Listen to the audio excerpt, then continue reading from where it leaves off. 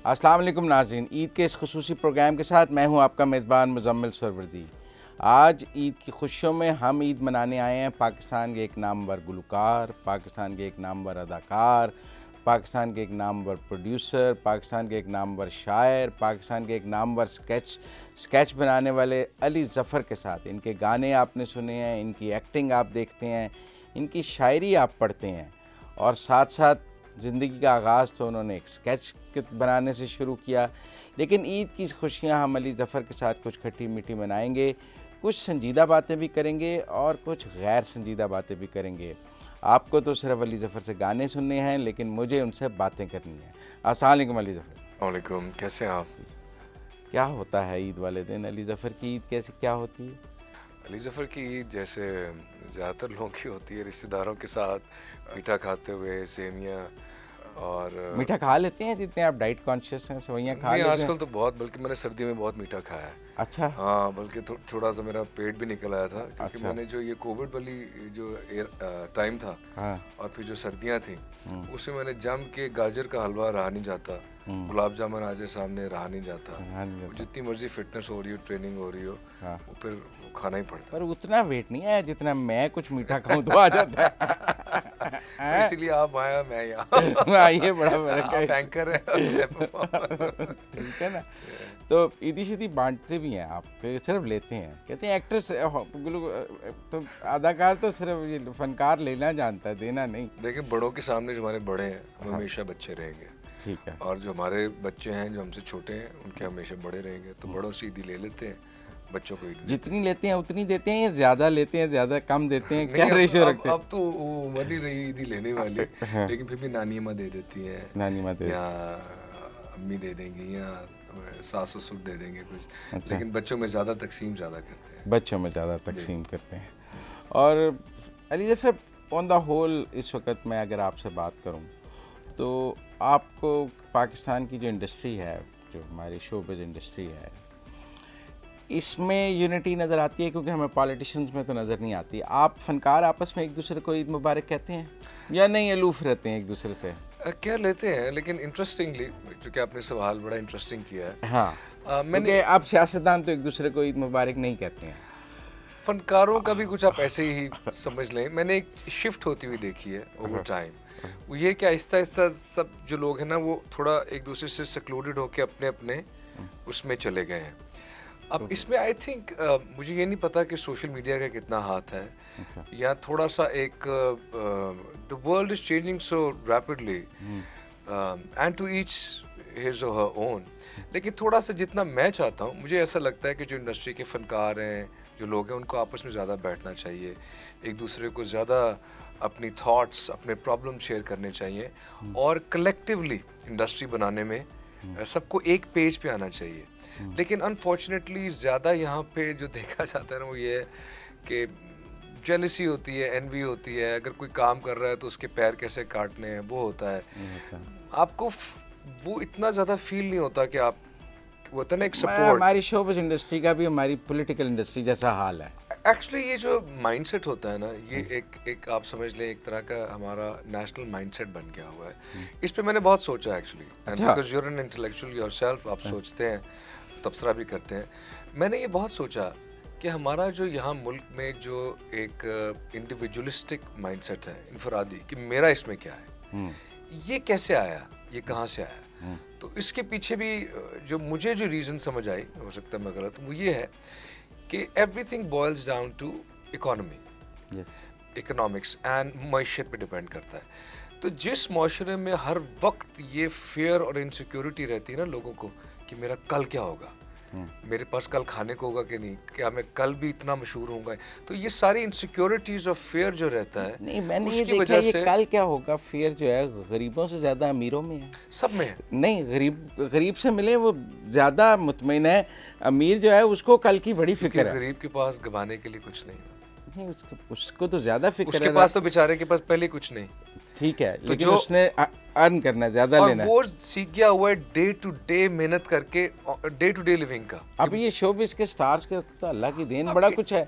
इनका क्या है, हमारा क्या है। देखिए, being somebody from the showbiz, मैं आपसे कैंडिडली बात करता हूँ, आई फील के ये जो हमारी इंडस्ट्री है ना, इसमें बड़ी एक ख़ास किस्म की, सब नहीं, कुछ बहुत इसको समझते भी हैं और बहुत अच्छा चलते हैं, लेकिन ये जो ग्लैमर और शोबिज़, इसमें एक सुपरफिशियलिटी है, और जब आप उस सुपरफिशियल एलिमेंट के साथ अपना इमोशनल कनेक्ट बना लेते हैं ना, तो आपको कभी भी वो सेटिस्फैक्शन और कंटेंटमेंट नहीं मिलती, क्योंकि ये जो ग्लैमर, ग्लिट्स एंड ग्लैमर जिसे कहते हैं, और लोग फैंस हैं, और ये आने जाने वाली चीज़ होती है।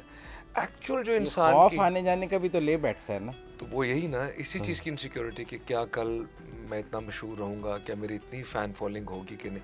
So anything which is based on fear और इनसिक्योरिटी ऑफ द फ्यूचर। तो ठीक है, इसका मतलब आप लोग भी, आपको ईद मिलन नहीं, कोई इस तरह काम इकट्ठा काम ऐसा भी नहीं काम हमारे जैसे ही हाल है आपका भी ऐसा। लेकिन हमारा ये है कि कुछ आर्टिस्ट ऐसे हैं हम लोग आपस में जो फिर भी राब्ते में रहते हैं और मिल लेते हैं, एक दूसरे को सपोर्ट भी करते हैं। जिस तरह मेरे दोस्त हैं फैसल कुरैशी, उनकी फिल्म आ रही है, उसमें फवाद खान है, वसीम अकरम है, मिकाल है, मानी, बहुत से आर्टिस्ट हैं, तो मैं उनको सपोर्ट करता हूँ, करूँगा। मुझे बहुत से आर्टिस्ट ने सपोर्ट किया, बहुत से ऐसे एक्टर्स और आर्टिस्ट हैं जिन्होंने मुझे बहुत सपोर्ट किया और अभी तक करते हैं। सो ऐसा नहीं कि कोई किसी को करता ही नहीं है। हाँ, बट कुछ तो होते, उसकी फिल्म आ रही है, ये अल्लाह करे डूब ही जाए। वो वैसे भी थे वैसे भी थे ना, कोशिश उन्होंने पूरी की और करते रहेंगे, लेकिन हर तरह के ही होते हैं। बट आई फील कि अगर हमने एज एन इंडस्ट्री प्रोग्रेस करना है। अब आप वसीम अकरम को एज एन एक्टर देखा करेंगे या एज ए क्रिकेटर देखेंगे, क्योंकि अपने फिल्म कर लिया ना। अच्छा, वसीम भाई को मैं अभी तक उनकी जो पुरानी वीडियोस है ना बॉलिंग की,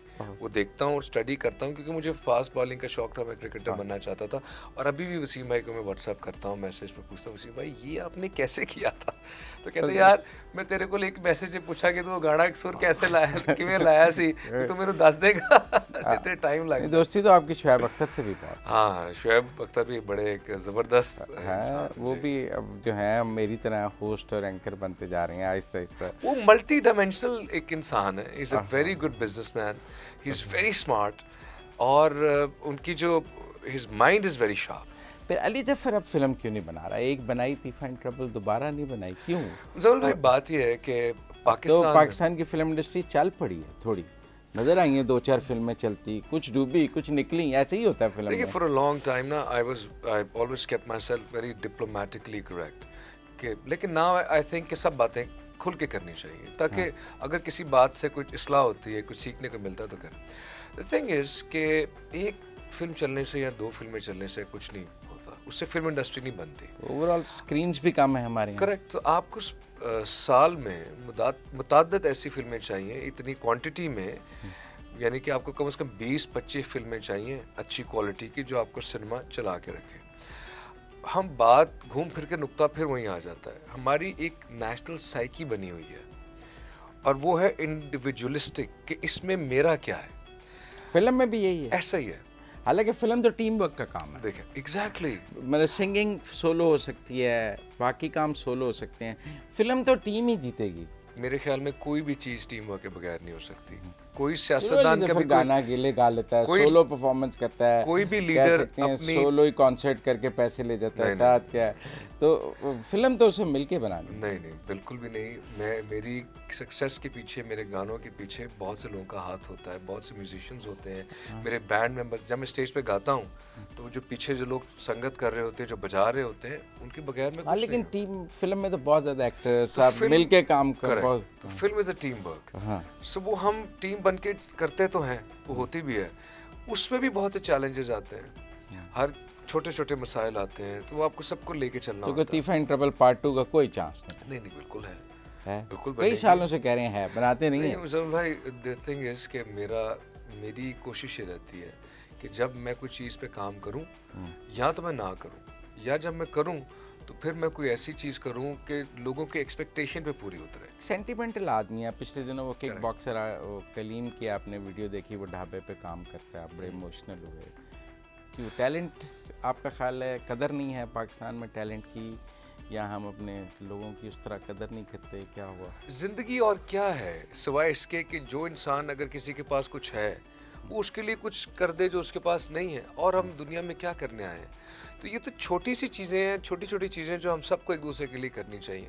तो जब मैंने उस बॉक्सर को देखा एक तो मुझे फाइटिंग के MMA का खुद शौक है, तो जब मैंने देखा कि यार एक बंदे ने आपके लिए, मुल्क के लिए जाके चैंपियनशिप जीती हुई है और वो रोटियां पका रहा है, तो फिर मेरा माइंड फिर कनेक्ट करता है हमारे उन बहुत से चैंपियंस के साथ जिन्होंने आपके मुल्क के लिए बहुत सा काम किया हुआ है, लेकिन आपने किसी से कलियां करवाई हैं, किसी से रोटियां पकवाई हैं, किसी के पास जूते नहीं थे। वो जो बॉक्सर था जिस पे एक फिल्म बनी थी, जो इंटरनेशनल लेवल पे आपके चैंपियनशिप आपके लिए जीत के आए थे, वो स्पोर्ट्स डिपार्टमेंट, उसके बाद जूते नहीं थे पहनने के लिए, जूतों के बगैर नंगे पाँव उन्होंने ट्रेनिंग की। और तो आप ये सोचते हैं कि यार ये चीज़ें ऐसे चल तो रही हैं, लेकिन कब तक आप इन लोगों को you let them get away, जो ये डिपार्टमेंट्स हैं, ये जो माफियाज हैं, कि ये सब ये करते ही रहे इस तरह से। So somebody has to get up, somebody has to speak about it.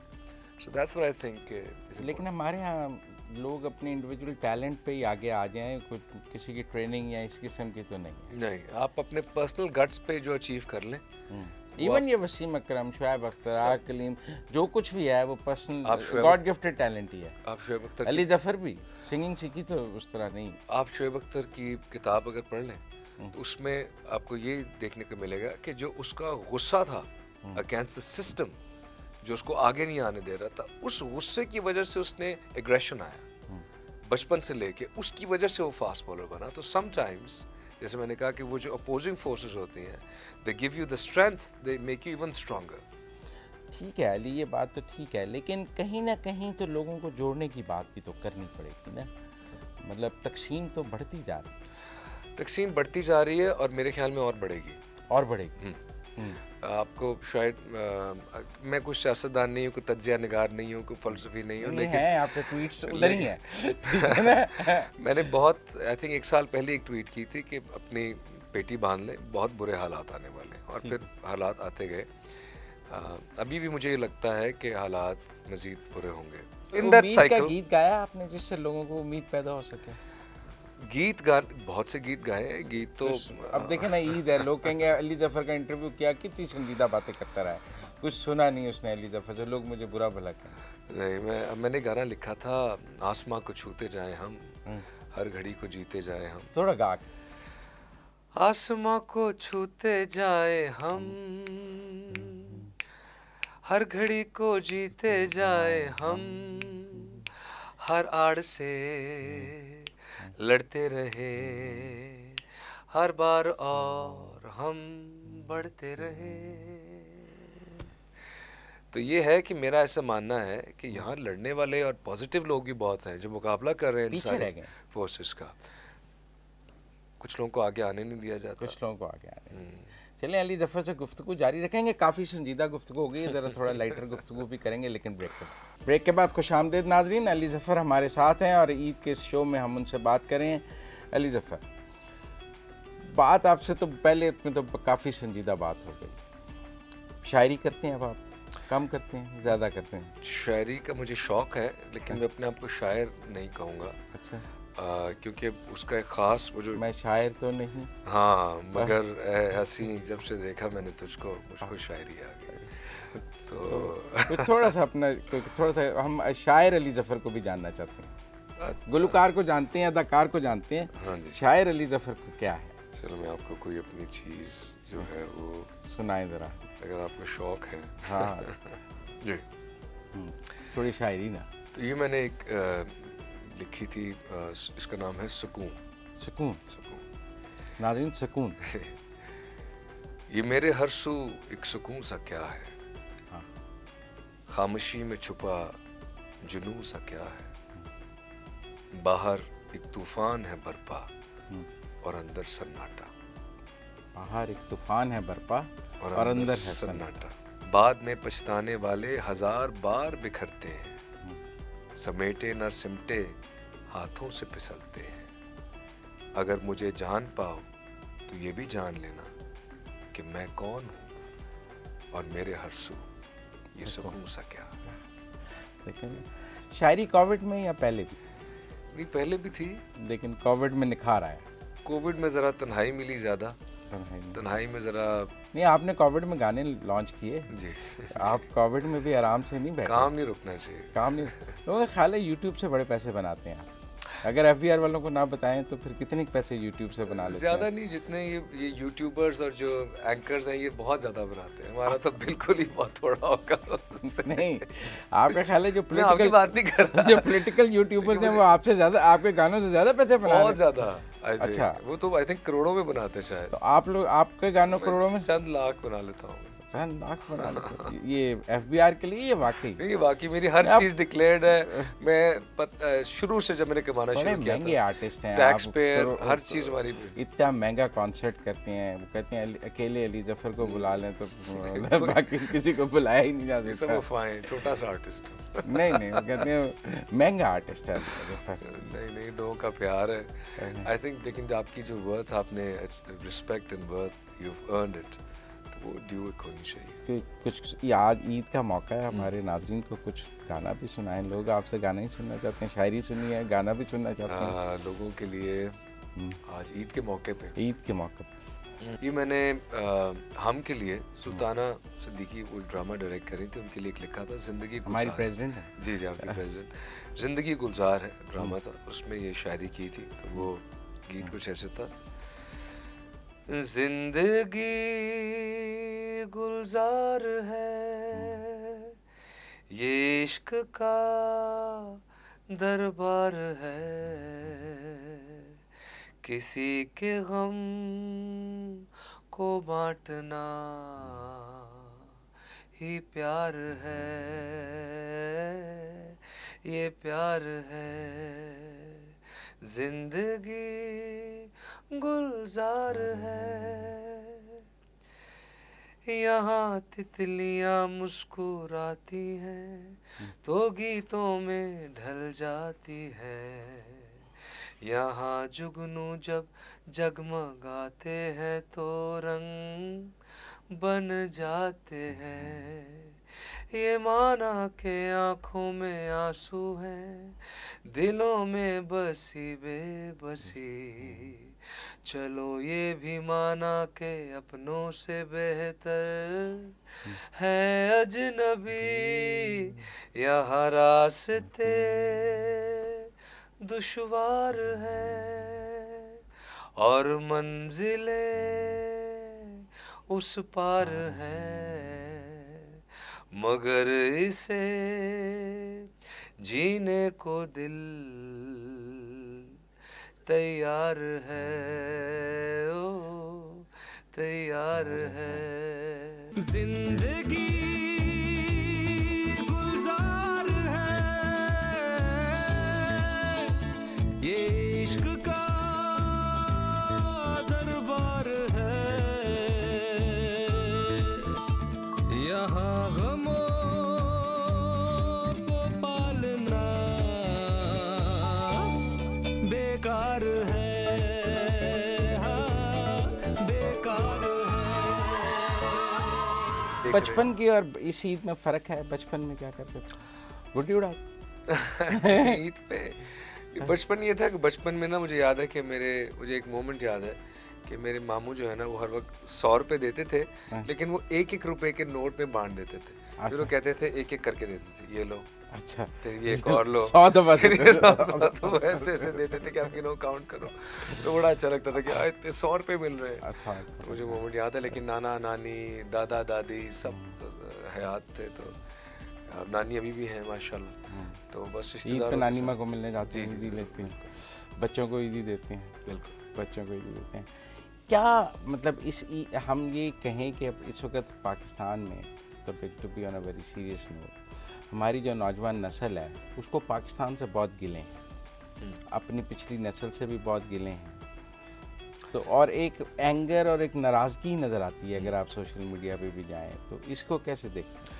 देखिए, मेरे ख्याल में नौजवान नस्ल को राइट है नाराज़ होने का। अच्छा जी, हाँ, बिल्कुल, क्योंकि आप देखें कि जाहिर है जब वो ये देखेंगे कि यार हमें जो मौक़े फराहम होने चाहिए थे, ज़िंदगी के बेसिक फंडामेंटल राइट्स हमारे पास नहीं है, the right to dignity, the right to eat drink education health, जो बेसिक राइट्स हैं, तो वो नाराज़ ही होंगे ना। ऑन टॉप ऑफ दैट, नहीं, पर वो उनको ये करना चाहिए कि हम ठीक कर देंगे ये सब 10-20 साल में। मैं आपको एक चीज़ बताता हूँ, ऑन टॉप ऑफ दैट उनको ये गिला रहता है, फ्रस्ट्रेशन रहती है, क्योंकि आप नौजवान नस्ल को बहुत मिलते हैं जी, गिला ये रहता है कि अगर हम कुछ करना भी चाहें, अगर हमारे अंदर, क्योंकि नौजवान नस्ल के अंदर बहुत एम्बिशन होता है, एनर्जी होती है एंड एक जज्बा होता है कि हम चीज़ें चेंज करना चाहते हैं, लेकिन वो कहते हैं कि यार हम कहाँ जाएं, क्या करें, अगर हम करना भी, रास्ते इतने बंद हैं, एक बहता हुआ दरिया है, उसकी स्ट्रीम्स हैं, लेकिन हर जगह पे जाके अगर डक्का लगा दिया जाए तो वो पानी उभरता है, बहता है और इर्द गिर्द बह जाता है। तो ये इसी तरह इंसानी जो जज्बात हैं, जब ये फ्रस्ट्रेशन आती है, बिल्डअप होती है, and then the youth needs an outlet to express it. Well, the outlet nowadays is social media because there's not much to do. आपने उनके लिए वो मौके ही नहीं क्रिएट किए, सो फिर वो अपना एंगर, अपनी फ्रस्ट्रेशन वहाँ पे। लेकिन मैं नौजवान नस्ल को यही कहूँगा कि इससे कुछ नहीं होगा, इससे बहुत कम फर्क पड़ेगा। अगर आपने कुछ चेंज करना है तो आप उन लोगों को स्टडी कीजिए, उन लोगों को देखें जिन्होंने दुनिया बदली है। वो कौन लोग थे? आपने जिसका फ़ोन हाथ में पकड़ा हुआ है वो कौन था? जिसने सेल फोन बनाया, जिस लाइट के अंदर आप नीचे आप पढ़ते हैं, जिंदगी गुजार। निकोल टेस्ला कौन था? ठीक है। आइंस्टाइन कौन था? जिन्होंने इन्वेंशंस की हुई हैं, जिन लोगों ने इजादात की हुई हैं, जो लोग एक्चुअली माशरों में रेवोल्यूशंस, नेल्सन मंडेला कौन था? तो ये वो लोग जिन्होंने अपने लोगों के लिए चेंजेस लेके, उन्होंने क्या ऐसा किया कि वो अब उन्होंने अपने लोगों की, और इसमें टेक्नोलॉजी का बहुत बड़ा हाथ है। तो आप साइंस पढ़ें, साइंसदान बने, फिजिसिस्ट बने, केमिस्ट बने, अब एआई आ गया, आईटी का दौर है, आईटी प्रोफेशनल्स बने। और ये जो कन्वेंशनल एजुकेशन सिस्टम है, इससे हटके हमें एक नया एजुकेशन सिस्टम क्रिएट करना पड़ेगा ताकि अच्छे और ब्राइट लोग और वो अजहान क्रिएट हो और पैदा हो। अली भाई, कुछ आप अली जफर फाउंडेशन के तहत भी काम करते हैं, तो क्या आप उसको इतना पब्लिसाइज नहीं करते हैं? क्या काम है? बस हम अपनी जो, एक तो उसको मैं सेल्फ फंडेड है मेरी, ज़्यादातर मैं खुद फंड करता हूँ, और कुछ करीबी दोस्त हैं या फैमिली है, और जितना हमारे से हो सकता है वो हम करते हैं। ज़्यादातर मतवसत तबके के लिए, जो मार्जिनलाइज कम्युनिटीज़ हैं, स्पेशली लड़कियों की एजुकेशन के लिए। अच्छा। तो हमारा यहाँ पे एक हमने स्कूल 2 अडॉप्ट किए हुए हैं, जिसमें एक लड़कियों का स्कूल है, एक लड़कों का। तो कुछ 650 बच्चियाँ हैं जो वहाँ हम पढ़ाते हैं। उसकी स्कूल की बिल्डिंग हमने उसको ठीक किया, उनको कंप्यूटर्स दिए, वो सारा किया, उनकी एजुकेशन है। उसके अलावा एक एरिया है अंदरून शहर में, वहाँ पे जो ख़वातीन वो काम करती थी, जो उनको ठीक है, उनके जो बच्चे हैं, उन ख़वातीन के और उनकी रिहेबिलिटेशन के लिए हम उनको एजुकेशन देते हैं, उन फैमिलीज़ को रिहेबिलिटेट करते हैं, उनको कहते हैं कि आप, ताकि उनको कोई ऐसा काम ना करना पड़े जिससे उनको फील हो और उनको उसके बगैर खाना पीना, एजुकेशन उनके बच्चों के लिए वो मिले। और उसके साथ साथ कुछ और चीज़ें हैं जो हम डिफरेंट तरह से, जिस तरह हमने जब कोविड हुआ था तो मेरे ज़्यादा, अब लोगों ने मुझे ये इसका सवाल किया कि जी आपने वो एक तस्वीर थी, मैंने इंस्टाग्राम पे पोस्ट की, उसमें मैंने ब्लैक नेल पॉलिश लगाई थी, कि आपने ये क्यों लगाई, ब्लैक नेल पॉलिश क्यों लगाई? तो वो इसलिए मैं उनको समझाया कि मैंने इसलिए लगाई कि जो हमारे मार्जिनलाइज ख्वाजा सरा है कम्युनिटी जो है, मुझे उनको बहुत देख के दुख होता है कि जिस तरह से हम उनको ट्रीट करते आए हैं। ठीक है, खुदा ने जिस तरह इंसान को बनाया है, इंसान वैसे पैदा होता है, लेकिन जिस तरह उनकी तजलील की जाती है, उनको सोसाइटी से बिल्कुल अलग रख के कि ये तो हमारा हिस्सा ही नहीं है, फिर उनका मजाक उड़ाया जाता, तो इसलिए उस तरह की अपॉर्चुनिटीज नहीं देते हैं। तो सबके लिए इक्वल अपॉर्चुनिटीज़ होनी चाहिए। मेरा ये बिलीफ है कि देखें, किसी भी इंसान का कोई भी बिलीफ हो, चाहे वो कैसे भी पैदा हो या जो बिलीव करता है, मेरे और आपके पास शायद ये राइट नहीं है कि मैं उसको जज करूं। ये अल्लाह मियां और उस इंसान के बीच की वो चीज़ है, टू ईच देयर ओन। लेकिन हमें तमाम इंसानों का ये राइट है कि उनको opportunity, equal platform, equal opportunities, उनके राइट्स उनको फराहम किए जाएँ। ईद वाले दिन भी अली जफर फाउंडेशन कोई काम करती है? जी, बल्कि आज हम, अगर आप लोग आना चाहें तो ज़रूर आइए। मैं उसी स्कूल में जाऊंगा जहाँ पे वो बच्चियाँ हैं, और उनको जाके मैं ईदी तकसीम करना है। हम आपके साथ चलेंगे, बस देखते हैं वो स्कूल भी, बच्चियों के साथ आपका कैसा इंटरेक्शन है, और ईदी आप जो बांट रहे हैं वो भी देखेंगे। ज़रूर आइए। लेकिन इससे पहले कि मैं ब्रेक लूँ, कुछ और एक हमें गुनगुना के आते हैं। चलिए, मैं आपको जाते जाते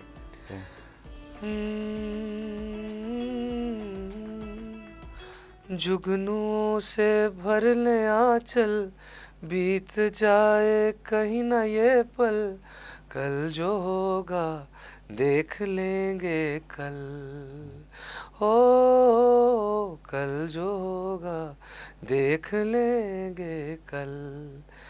ओ लला हो लैला, लला हो लैला ब्यातर बरान, सैला मिजाजिए लैला मिजाजिए, लैला मिजाजिए लैला।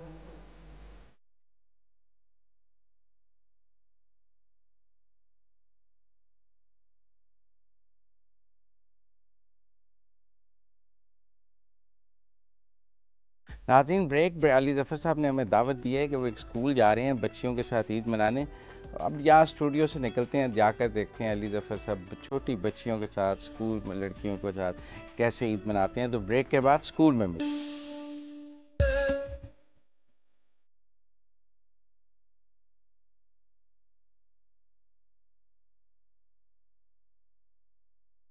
ब्रेक के बाद नाज़रीन खुश आमदेद। अली ज़फ़र हमें ले आए हैं करबाट गांव के एक स्कूल में, और ये स्कूल अली ज़फ़र फाउंडेशन चलाती है। तो अली ज़फ़र साहब ईद पे हमें यहाँ ले आए हैं। अली ज़फ़र साहब कहाँ ले आए हैं आप हमें? जी, ये स्कूल है जो हमारी फाउंडेशन ने अडॉप्ट किया था। अच्छा। गवर्नमेंट का स्कूल था लेकिन हालात इतने अच्छे नहीं थे, तो फिर हमने अडॉप्ट करके इसको इसमें ये बिल पूरा ब्लॉक बनाया, इसमें फैसिलिटीज़ लेके आए, कंप्यूटर्स दिए, और इन बच्चियों को इनकी जो तालीम है उसकी ज़िम्मेदारी हम लोग ने फिर ली। तो ईद पे आप बच्चों को मिलने आते हैं यहाँ? ईद पे मिलने को आए, इनको ईदी देने के लिए आए, ये हमारा प्लान था। अच्छा। तो अब हर ईद को जो है यहाँ टाइम में कोई ना कोई चीज़ बच्चों के लिए ऐसे कोशिश करता हूँ कि आके इनसे मिलूँ और इनके लिए कुछ ना कुछ कर सकूँ। तो आज तो ईदी देने आए हैं आप बच्चों? आज ईदी देने आए हैं। आज ईदी देने आए हैं। तो बच्चों आप अली ज़फ़र को जानते हैं? जानते हैं। तो अली ज़फ़र का कोई गाना भी आता है आप लोगों को? कौन सा सुनाओ? रे ले मुझा माडुड़ा ए मुझा जोगियड़ा ए मुझा सांगियड़ा माडुड़ा मिठड़ा मुहिजाज अले रे अले मुझा माडुड़ा ए मुझा जोगियड़ा ए मुझा सांगियड़ा माडुड़ा मिठड़ा मुहिजाज।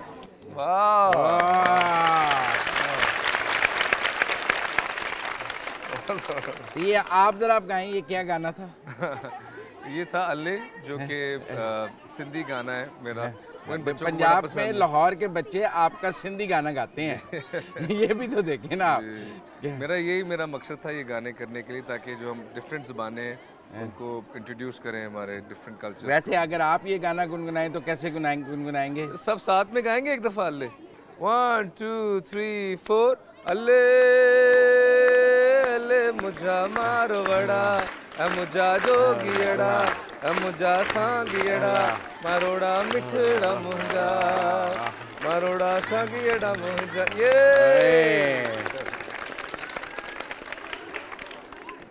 अली इन बच्चियों से प्यार कैसे? बस मुझे लगता है कि एजुकेशन सबसे ज़रूरी चीज़ है, और सबसे बच्चियों की एजुकेशन। जी, आपने बच्चियों का स्कूल अडॉप्ट किया है? जी, हमारा ये 650 यहाँ बच्चियाँ हैं। हाँ। और एक लड़कों का स्कूल भी है जहाँ 500 लड़के भी हैं।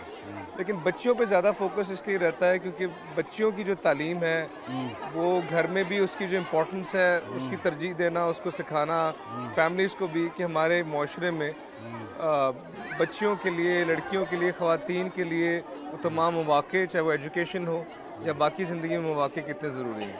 हमारी बच्चियाँ को घर में बच्चों के कपड़े बन जाते हैं, बच्चियों के अक्सर माँ बाप ज़रा कॉम्प्रोमाइज़ ही करते हैं लड़कियों पे लड़कों की। ज़्यादा हमें तवज्जो देनी चाहिए, ज़्यादा तवज्जो देनी चाहिए। और ये तो बिल्कुल एक गांव है, गांव का माहौल है, और गांव में की ये बच्चियां हैं। मैं कह रहा हूँ ना कि वो जो हमारा फोकस हमेशा ये रहता है कि जो मतवसत तबके के जो लोग हैं, ये जो इलाके हैं जहाँ पे ध्यान कम रहता है।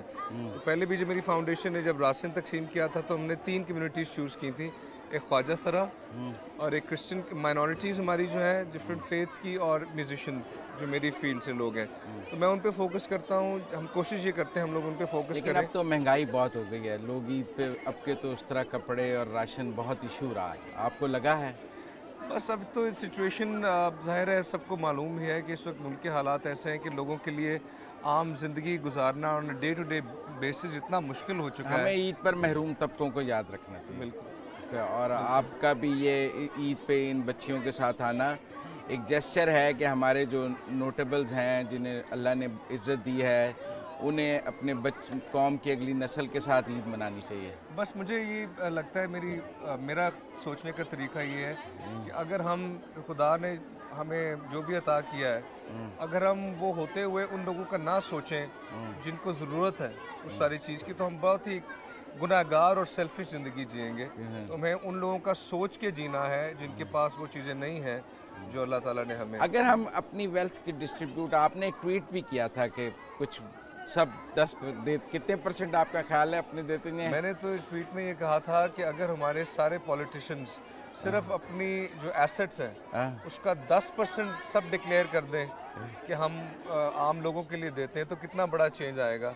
लेकिन आज तक मुझे किसी एक पॉलिटिशियन की तरफ से भी जवाब नहीं आया कि मैं 10% अपने एसेट्स का मैं दे सकता हूँ। तो लोगों ने मुझे कहा कि आप कितना करते हैं। खैर, पहली बात तो है कि मैंने कभी लोगों से वोट नहीं मांगा, ना मैंने ये जिम्मा लिया मुल्क ठीक करने का। लेकिन फिर भी मैं समझता हूँ कि बहैसियत एक पाकिस्तानी, बहैसियत एक पर्सन, सिंगर जिसको लोगों ने इतना प्यार दिया है, मैं अपनी जो वेल्थ या एसेट होती है उसका एक बेशतर हिस्सा जो है बताए बगैर जितना हो सकता है। नहीं, आप अली ज़फ़र फाउंडेशन की भी कोई फंड रेजिंग नहीं करते हैं इस तरह जिस तरह बाकी सब करते हैं, वो क्यों नहीं करते आप?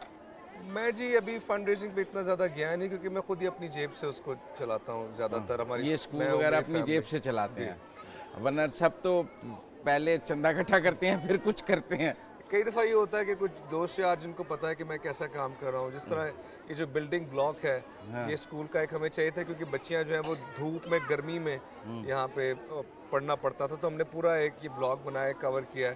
तो ये मेरे एक दोस्त हैं उज़ैर, उन्होंने डोनेट कर दिया ये एक ब्लॉक। ठीक है, तो इस तरह कुछ चंद करीबी दोस्त हैं जो कभी कभार मदद कर दें। कुछ बच्चों से ना सवाल कराएं आपसे, क्या मैं तो सवाल आपसे पूछता ही रहता हूँ, कोई प्रिंसिपल, कोई बच्चे अगर अली ज़फ़र से कुछ पूछना चाहें?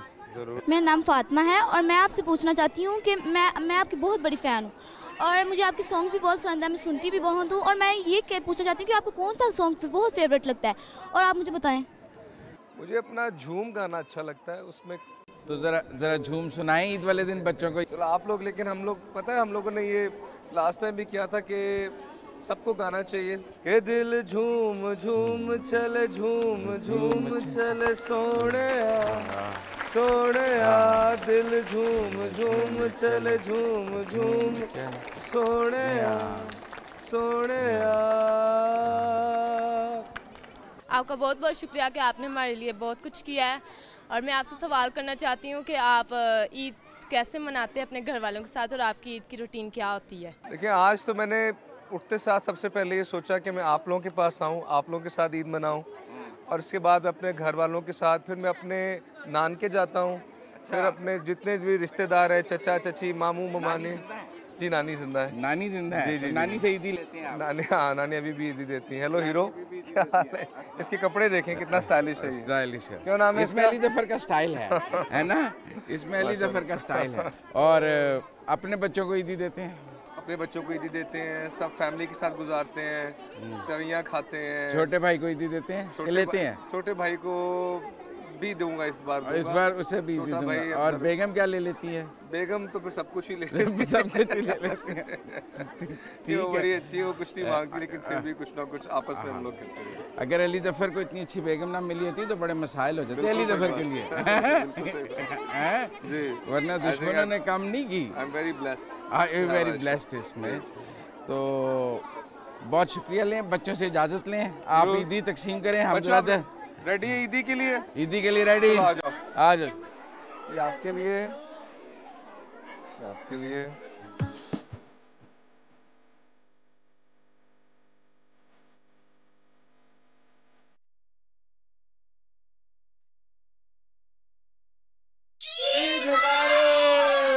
बहुत शुक्रिया अली ज़फ़र, आप तो बच्चों में घिर चुके हैं, बच्चे आपको अब नहीं छोड़ेंगे ईद वाले दिन, और आप इन बच्चों के साथ ईद मनाएंगे। बहरहाल हमारे साथ ये ईद का दिन मनाने का बहुत शुक्रिया। हम न्यूज़ और हम एंटरटेनमेंट आपका बहुत शुक्रगुजार है, और ये बहुत खूबसूरत ईद है आपकी इन बच्चों के साथ। We love you all for this. Thank you, thank you. चलो जी, चलो।